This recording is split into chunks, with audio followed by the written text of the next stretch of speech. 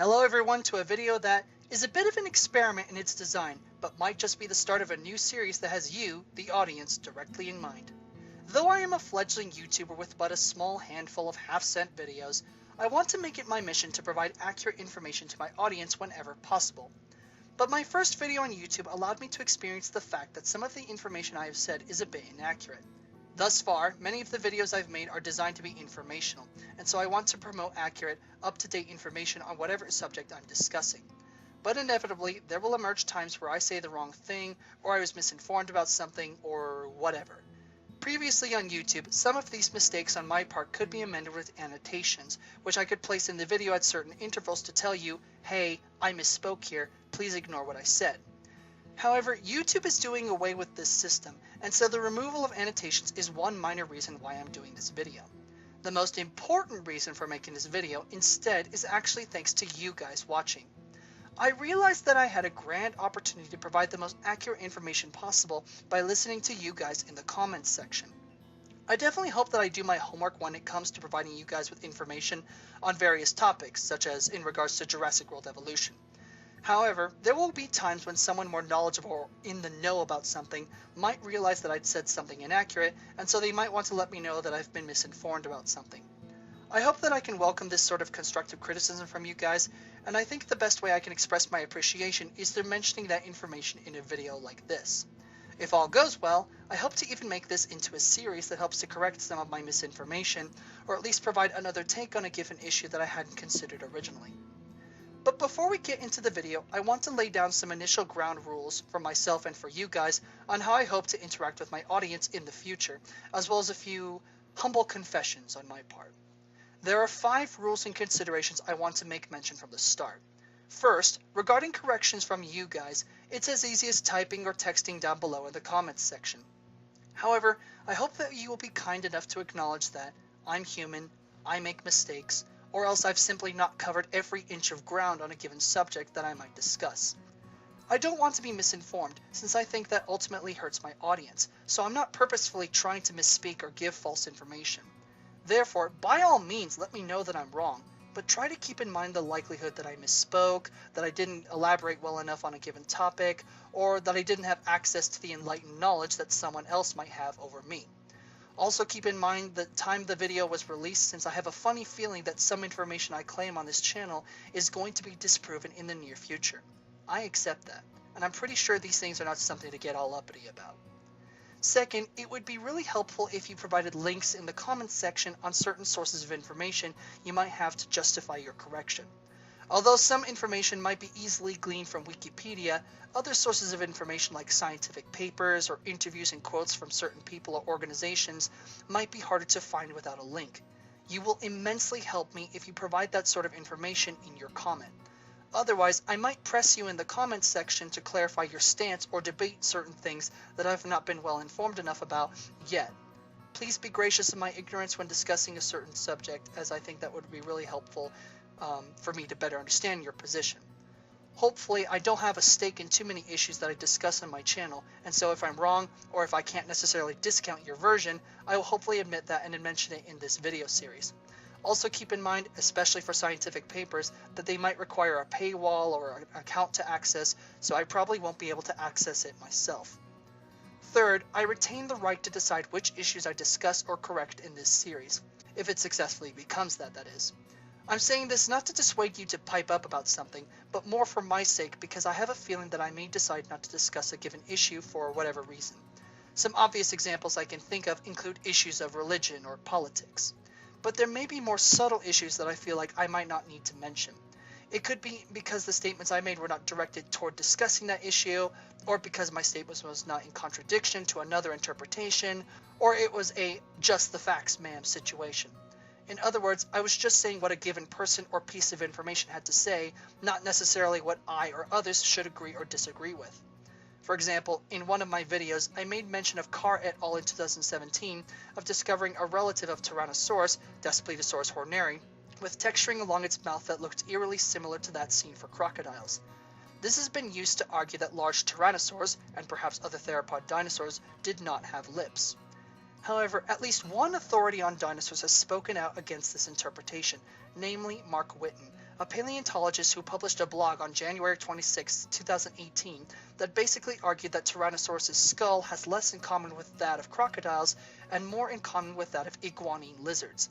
Basically, he argues that it's more likely Tyrannosaurus had lips like a lizard than no lips like a crocodile. His blog's links will be in the description, which you can read more in depth about. But in my opinion, I didn't have to mention Mark Whitten's blog post, though I value what he has to say. When I mentioned Carr et al., I was just stating what they interpreted about the texturing along the mouth, and not necessarily what I or others should believe. This is the kind of issue that I might not bother to mention in the future. Instead, what I'm looking for is stuff like mispronunciations on my part, or a certain piece of relevant news or alternative take on a given issue that I missed, a new piece of research or information that invalidates or throws a wrench against my position, etc.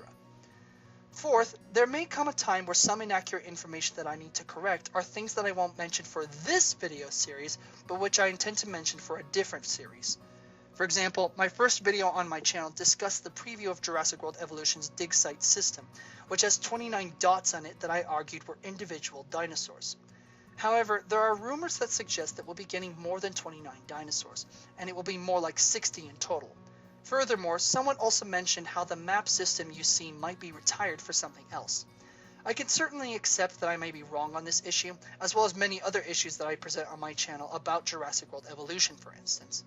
However, I am intending on making a video in the future that discusses what predictions I got right about Jurassic World Evolution once it releases, and what predictions I got wrong as well, like whether or not pterosaurs and aquatic creatures get added. Therefore, if some developer or YouTuber provides solid proof that a given aspect about Jurassic World Evolution is coming that I was wrong about predicting, I will probably acknowledge it, but just not here in this series. Again, this is an extension of my right to choose what issues I discuss and attempt to correct for this series. Fifth, just because I don't mention your correction in one video doesn't mean I'm not going to mention it in a future video. I imagine there will be times where I might miss a comment or I'm waiting for more information before I mention a given correction. So if you don't see your correction, that might be for various reasons, one of which is that I just haven't included it in this series yet, so I humbly request your patience on that. And finally, I want to mention a few personal confessions to you for what I worry about for this series. Perhaps the thing I'm most worried about is not being able to address everyone's corrections. Whether it's because I just don't have enough time on my hands to look at them all, I get too many people commenting, if that's even possible for this channel, or if I decide certain issues don't have a place in the video, I simply might not respond to everyone's concerns. I have a feeling that this series might be infuriating to some as a result, and for that, I'm sorry. I really do hope I can pay attention to what commenters have to say, but I must admit I might not be up to the task. In that case, I will readily say that this channel and its videos may not be worth your time watching. I would certainly hope that you go throughout the YouTube world and find those people that are willing to readily respond and affirm your beliefs or information, because this second-rate channel might not reach your standards. I say, just leave me and my channel in the dust. You don't need it. In addition, I'm also worried that I might say incorrect information in this video that I will need to correct in the next video. I could certainly imagine someone hearing my mention of Mark Whitten's interpretation on tyrannosaur lips and pull up some other study or paleontologist that provides a foolproof case that tyrannosaurs had crocodile-like mouths. In that case, what do? Do I mention that piece of information in the next video in this series? What if someone else pulls up another piece of information against that interpretation too? How do I deal with the increasing snowball effect that might take place as I correct information on my newer videos, as well as my previous videos in this series? Hopefully I will be wise enough to decide when I've said enough about a given issue, but as a heads up, I will probably be willing to correct myself on a given piece of information once or twice more in future videos, but there may come a point where I decide to let the issue rest until a more high-profile piece of research or information comes along where I think it's appropriate to mention it again. Anyway, those are my concerns for how this video series might go. But who knows? These might not even be issues at all, since I might be scraping the bottom of the barrel in terms of making corrections towards my videos. Am I really going to be that successful in what I say? Probably not. And I happily accept that. So that seems like everything I wanted to say for this video's intro. I want to apologize quickly for how long it was, if you even stuck around for it, that is, as I want to be very clear about what I hope to expect from you guys in future videos like this. For the next video, if I do make one that is, you won't have this long spiel to deal with, although I might make brief mentions of new rules or strategies in the future. So now, What are we waiting for? Let's get on with that video.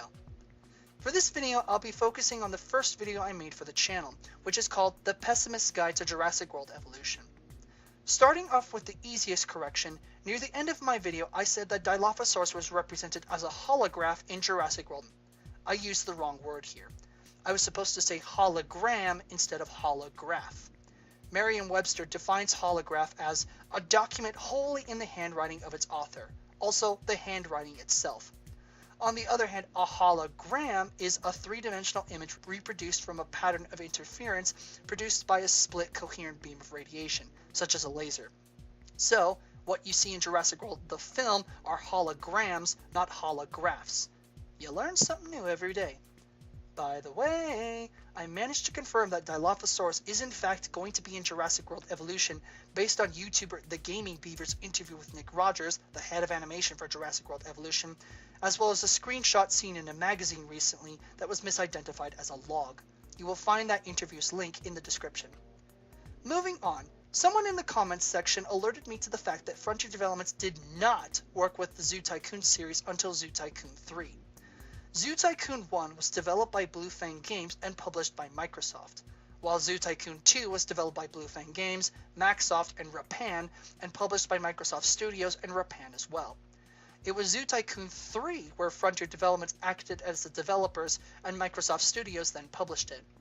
It's funny because had I known this information, I would have been even more pessimistic toward Frontier Developments than I was in that video. I say this because this means they don't have the kind of experience that Blue Fang Games, for instance, had in programming aquatic and flying creatures. Basically, I fear this is another hit against Frontier Developments in terms of their ability to allow flying and aquatic creatures to move about the Jurassic Park freely. Because they've worked on Zoo Tycoon 3, if flying and swimming creatures do get added, then it will probably be a system where the creatures loop their animations every 5 minutes or so. We see this happen with their flying birds, as well as a few aquatic creatures like crocodiles in the Zoo Tycoon 3 game. As I bemoaned in another video, that's really unfortunate because I want pterosaurs and aquatics to dynamically roam and use their environments however they wish, and not repeat the same animations over and over again. And that's not to mention their current absence in any news we've received about Jurassic World Evolution yet at the time of this video. Bummer.